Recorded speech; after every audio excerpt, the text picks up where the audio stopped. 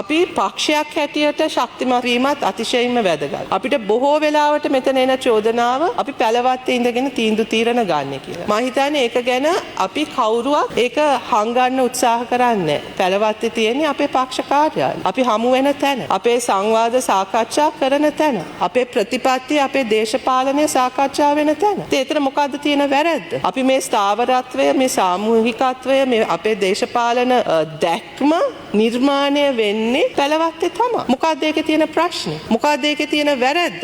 ඒකෙන් අපි අදහස් කරන්නේ නැහැනේ අපිට පක්ෂයයි ආණ්ඩුවයි රජයයි අතර වෙනස තේරෙන්නේ නැහැ කියලා. ආණ්ඩුවකට පත් වෙන්නේ යම් දේශපාලන පක්ෂයක් නම් ඒ දේශපාලන පක්ෂය යම් ස්ථාවරත්වයක තියෙන්න ඕනේ. ඒ දේශපාලන පක්ෂයේ ස්ථාවරත්වය මත තමයි ආණ්ඩුවේ ස්ථාවරත්වය තීරණය වෙන්නේ. එතකොට මේ දේශපාලන ස්ථාවරත්වය පවත්වාගෙන යාමට ඒ පක්ෂය රැකෙන්න ඕනේ. ඒ පක්ෂය රැකෙන්න අපේ ව්‍යාපාරය රැක ගන්න අපි නෙවෙයි නම් මැදිහත් වෙන්නේ කවුද? ඒ ව්‍යාපාරය එහෙම ශක්ති වෙන්නේ නැත්නම් ආණ්ඩුවක් කොහොමද ශක්තිමත් වෙන්නේ? ආණ්ඩුවක් ශක්තිමත් වීම තුලින් නෙවෙයිද තීන්දුව తీරන ස්ථාවරව ගන්න පුළුවන් වෙන්නේ. ඉතින් මොකද්ද ඒකේ තියෙන වැරැද්ද? මොකද්ද ඒක පිළිබඳ තියෙන බිය මොකද්ද? බහුපක්ෂ ක්‍රමයක් තුල පක්ෂ ක්‍රමයක් රැකෙන එකේ වැරැද්ද මොකද්ද? ඒකට පක්ෂ නැති අයට ඒක ප්‍රශ්නයක් වෙන්න පුළුවන්. You have another 2 minutes. Thank you.